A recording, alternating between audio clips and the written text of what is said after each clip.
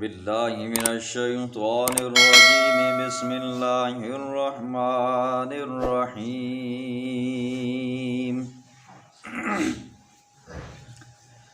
قل لا اقول لكم عندي خزائن الله ولا اعلم الغیب ولا اقول لكم انی ملک ان اتبع الا ما يوحى الی قل هل يستوي الاعمى والبصیر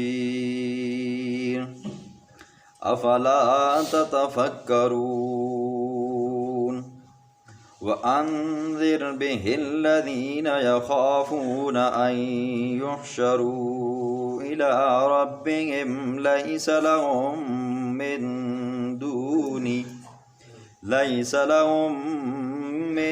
دونه ولي ولا شفيع لعلهم يتقون صدق الله العظیم۔ ماقبل درسوں میں آپ سنتے رہے ہو مشرکین مکہ اللہ کے پیغمبر کے پاس آتے تو طرح طرح کے سوال کرتے۔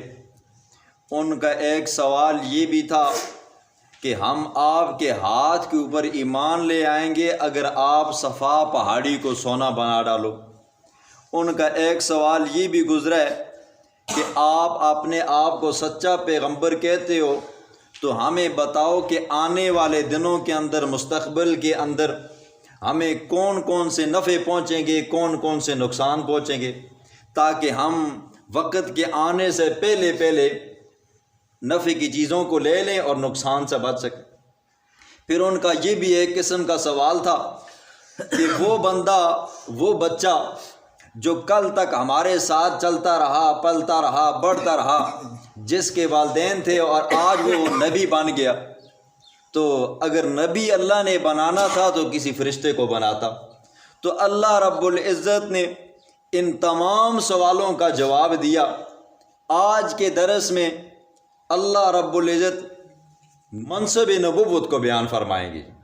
پہلی آیت اللہ فرماتے ہیں قل لا اقول لکم، میرا پاک پیغمبر، میرا سونا محمد الرسول اللہ اپنی زبان سے کہے ان لوگوں کو، لا اقول لکم، میں نہیں کہتا تمہیں، عندی خزائن اللہ، میرے پاس اللہ کے خزانے۔ ان کا یہ کہنا تھا کہ اگر اللہ کا سچا پیغمبر ہے تو پھر ہمارے لیے پہاڑوں کو سونا بنائے۔ تو اللہ کے پیغمبر نے فرمایا او ظالموں، میں نے تمہیں کب کہا ہے کہ میں خزانے میرے پاس ہیں؟ قرآن کہتے ہیں وَإِن مِّن شَيْءٍ إِلَّا عِندَنَا خَزَائِنُهُ، اللہ فرماتے ہیں کہ زمینوں آسمانوں کے خزانے میرے اختیارات میں ہیں، کسی اور کے اختیار میں نہیں ہیں۔ دو جہان کا سردار ہے اور امام الانبیاء ہے۔ خزانے کی بات کی جائے تو حالت یہ ہے، بخاری شریف میں روایت آتی ہے، اللہ کے پیغمبر کے پاس ایک مسافر آیا۔ حضور صلی اللہ علیہ وسلم کی یہ عادت مبارکہ تھی، اپنے صحابہ کو کہا کرتے تھے کہ کون ہے جو اس مہمان کی مہمان نوازی کرے؟ تو اللہ کے پیغمبر نے صدا لگائی تو وہ بندہ بول اٹھا، یا رسول اللہ، آج میں آپ کا مہمان بننا چاہتا ہوں۔ حضور نے فرمایا ٹھیک ہے، ایک قاصد بھیجا مائی عائشہ صدیقہ رضی اللہ تعالیٰ عنہا کی طرف کہ میرا آج ایک مہمان ہے، اس کے لیے کھانے کی اگر کوئی چیز ہے تو آپ بھیج دیں۔ جواب آیا کہ کھانے کے لیے کچھ بھی نہیں ہے۔ وہ پیغمبر جس کے گھر کے اندر سے جواب آتا ہے کہ کھانے کے لیے کوئی چیز نہیں ہے۔ پھر دوسری بیوی کی طرف پیغام بھیجا، تیسری کی طرف، چوتھی کی طرف، پانچویں، آٹھویں، نویں کی طرف۔ 9 بیویاں حضور کی تھیں اور 2 باندیاں تھیں۔ جواب یہی ملتا رہا کہ کھانے کے لیے کوئی چیز نہیں ہے۔ وہ پیغمبر جس کے اپنے کھانے کے لیے کچھ بھی نہیں ہے، پیٹ کے اوپر پتھر باندھے ہوئے جی، کئی مہینوں سے چولہا نہیں جلتا، تو یہ اس پیغمبر کی بات ہے جس سے یہ مطالبہ کیا کرتے تھے کہ آپ ہمارے لیے خزانے بناؤ۔ اللہ فرماتے ہیں کہ یہ خزانے میرے پاس ہیں جی۔ اور اسی طرح ایک وہ بندہ حضور صلی اللہ علیہ وسلم کے پاس آیا کہ اللہ کے نام پر آپ مجھے کچھ چیز دیں۔ سائل آیا، حضور صلی اللہ علیہ وسلم کے پاس جو کچھ تھا حضور نے اسے دیا۔ کچھ وقفے کے بعد دوبارہ آیا، حضور نے پھر دیا۔ 3 بار آیا تو پھر دیا، 4تھی بار آیا، حضور نے فرمایا میرے پاس کچھ نہیں ہے۔ وہ جذباتی بندہ تھا، کہنے لگا مجھے دیتی نہیں ہو۔ اللہ کے پیغمبر نے فرمایا میرے پاس ہے کچھ نہیں ہے جی۔ یہ وہ الفاظ ہیں جو صراحتاً اللہ کا پیغمبر یہ کہتا ہے میرے پاس دینے کے لیے کچھ نہیں ہے۔ اور وہ لوگ جو یہ کہتے ہیں کہ اللہ نے اپنے پیغمبروں کو اختیار دے دیے جی، زمینوں کے خزانے اپنے پیغمبروں کو دے دیے جی، آسمانوں کے خزانے اپنے بزرگوں کو ولیوں کو دے دیے، تو ان لوگوں کے لیے یہ آیت ہے۔ اللہ کا پیغمبر خود فرماتا ہے لا اقول لکم، اور لوگوں میں نہیں کہتا تمہیں عندی خزائن اللہ، میرے پاس اللہ کے خزانے ہیں جی۔ دوسری ولا اعلم الغیب، میں تمہیں یہ بھی نہیں کہتا میں غیب کی باتیں جانتا ہوں، کل کیا ہوگا، پرسوں کیا ہوگا۔ وہ سوال تھا، کہتے تھے کہ اگر یہ سچا پیغمبر ہے ہمیں بتائے کہ کل ہمارے ساتھ کیا ہونے والا ہے، پرسوں کیا ہونے والا ہے، تاکہ ہم وقت سے پہلے اپنے آپ کو سنبھال لیں۔ تو میرے پاک پیغمبر آپ ان کو اپنی زبان سے کہیں کہ میں کل کے بارے میں نہیں جانتا۔ حضور صلی اللہ علیہ وسلم کے پاس کچھ لوگ آئے، انہوں نے کہا یا رسول اللہ، چونکہ ہم ان پڑھ لوگ ہیں، دور دراز کے علاقے سے آئے ہوئے ہیں، اور ہمارے لوگ، ہماری عوام، ہمارے قبیلے کے لوگ سارے کافر ہیں، لہٰذا آپ کچھ صحابہ کو بھیجیں جو ہمیں تبلیغ کریں گے اور ہمیں دین سکھائیں گے، تو ہمارے لوگ مزید اسلام کی طرف آ جائیں گے۔ وہ لوگ حضور کے پاس آئے، انہوں نے بات کو گول مول کیا، چھپایا، جھوٹ بولا، صحابہ کو لے کر گئے۔ 70 صحابہ تھے، ان میں سے ایک صحابی ٹانگ سے معذور تھے جی۔ 69 صحابہ کو راستے میں انہوں نے کیا کر ڈالا جی، قتل کر ڈالا۔ اب وہ صحابہ نے دعا مانگی، اے اللہ تو جانتا ہے ہمارے ساتھ دھوکہ ہوا ہے، ہماری یہ خبر ہمارے پیغمبر کو جا کر پہنچا۔ جبریل علیہ السلام حضور کے پاس آئے، فرمایا یا رسول اللہ آپ کے ساتھ ان لوگوں نے دھوکہ کی ہے اور آپ کے صحابہ کو قتل کر دیے، آپ کے صحابہ کو شہید کر دیا۔ حضور 1 مہینے تک لگاتار ان قوم کے لوگوں کے لیے بدعا کرتے رہے۔ اسی طرح حضور صلی اللہ علیہ وسلم خیبر کے میدان میں ہے جی۔ یہودیوں نے سوچا نا یہ پیغمبر ہمیں دن بدن تنگ کرتا ہے، یہ دن بدن آ کر ہمیں قرآن سناتا ہے، ہمارے لوگ دن بدن مسلمان ہوتے ہیں، لہٰذا اس کا صفایا کر دیتے ہیں۔ اگر یہ سچا پیغمبر ہوگا تو بچ جائے گا، اور اگر جھوٹا ہو جائے گا تو کام ہی ختم ہو جائے گا۔ اب انہوں نے ایک یہودیہ عورت کی ڈپٹی لگائی، اس نے بکری بھونی، بکری بھوننے کے بعد اس کے اندر زہر ملایا۔ جب زہر ملایا اللہ کے پیغمبر کی دعوت کی گئی، حضور صلی اللہ علیہ وسلم دعوت میں گئے، حضور نے ایک لقمہ اٹھایا اور منہ میں ڈال دیا، ساتھ میں صحابی بھی تھا۔ دوسرا لقمہ جب اٹھایا تو لقمہ خود بول پڑا کہ یا رسول اللہ میرے اندر زہر ہے، آپ نہ کھائیں۔ دیکھیں حضور کو اگر پتہ ہوتا کہ یہ یہودی مجھے مارنے کی سازش کر رہے ہیں، میرے کھانے کے اندر زہر ہے، تو حضور صلی اللہ علیہ وسلم دعوت قبول نہ کرتے۔ حضور کے ساتھ جو صحابی تھا اس نے لقمہ اٹھایا اور وہ شہید ہو گیا۔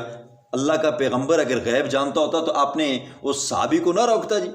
تو فرمایا میرے پاک پیغمبر کے ولا عالم الغیبہ، میں غیب نہیں جانتا ہوں۔ قرآن دوسری جگہ پہ کہتا ہے نا قل، کہ میرے پاک پیغمبر لا یعلم من فی السماوات والارض الغیب الا اللہ، زمینوں اور آسمانوں کے درمیان میں جو کچھ بھی ہے، چاہے وہ پوشیدہ ہے چاہے وہ ظاہری ہے، چاہے کچھ بھی ہے، کوئی کچھ نہیں جانتا۔ اگر کوئی جانتا ہے تو کون جانتا ہے جی؟ الا اللہ، اللہ کے سوا نہ کوئی پیغمبر غیب جانتا ہے، نہ کوئی ولی جانتا ہے، نہ کوئی اور مولوی جانتا ہے جی۔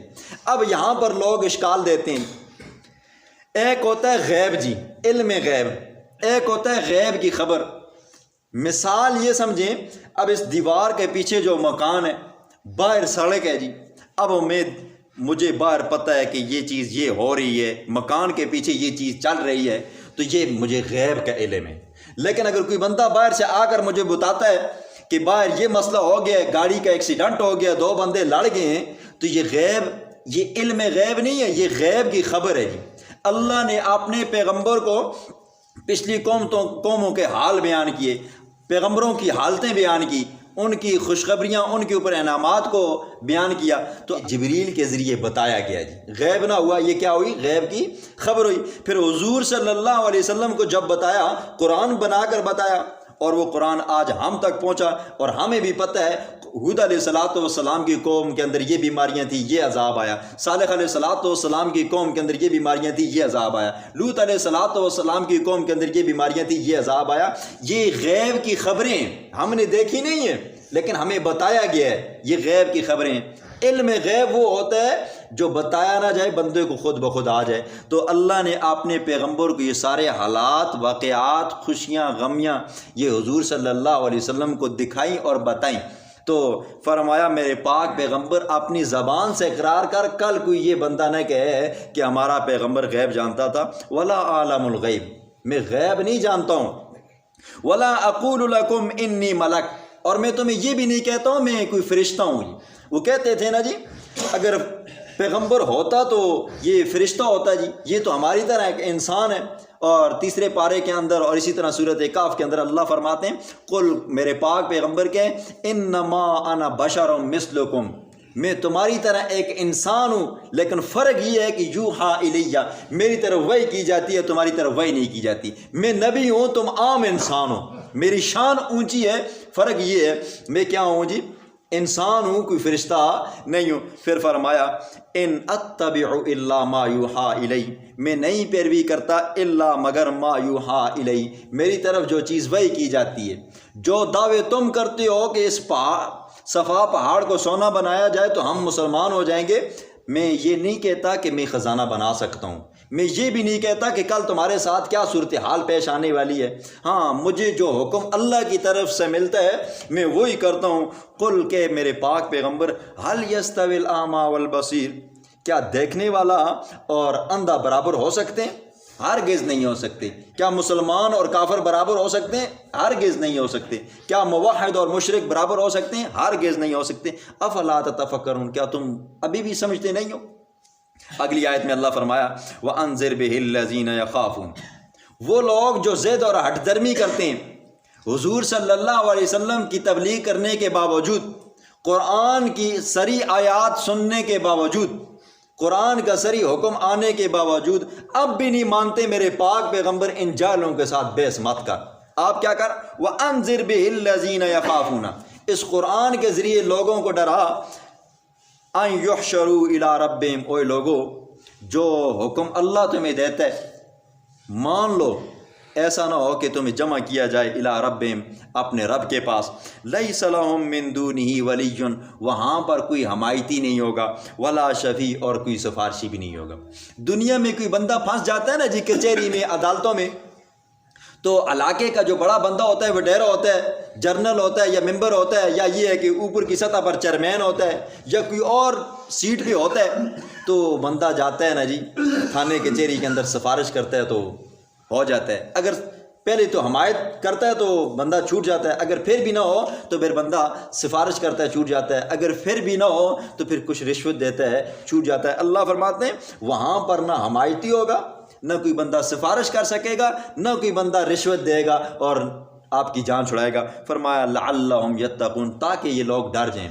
ان کو بتا میرے پاک پیغمبر اللہ کے احکامات یہ ہیں جو آج تم یہ دعویٰ کرتے ہو ہم تب ایمان لے آئیں گے جب ہمیں سونا ملے گا، ہمیں مال ملے گا، یہ مال میرے اختیارات میں نہیں ہے۔ اور یہ جو کہنا کہ کل کی باتیں ہمیں بتا، ہم اپنے نفع کا پہلے سے بندوبست کر لیں، ان کا بھی میں مالک ہو نہیں۔ قل لا اقول لکم عندی خزائن اللہ، یہ سارے خزانے کس کے پاس ہیں؟ اللہ کے پاس ہیں۔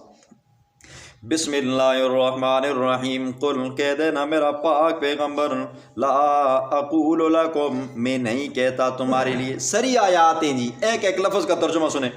لا اقول، میں نہیں کہتا، لکم تمہارے لیے، عندی میرے پاس، خزائن اللہ اللہ کے خزانے، ولا عالم الغیبہ، اور میں یہ بھی نہیں کہتا میں غیب جانتا ہوں، ولا اقول لکم انی ملک، اور میں یہ بھی نہیں کہتا میں تمہارے لیے انی ملک، میں فرشتہ ہوں۔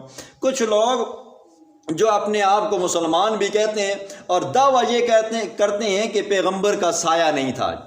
ایک دلیل ہے جی جس کا راوی ہے عبد الرحمن بن قیس زعفرانی، محدثین اس کے بارے میں کہتے ہیں یہ پکا کٹر شیعہ تھا جی، کٹر رافضی تھا، جو اپنی طرف سے پیغمبر علیہ الصلوۃ والسلام کے اوپر بہتان لگاتا تھا، حدیثیں بناتا تھا۔ لوگوں نے یہ بات مان لی اور سری احادیث کو چھوڑ دیا۔ سری احادیث کے اندر ہے اللہ کے پیغمبر کا سایہ تھا جی۔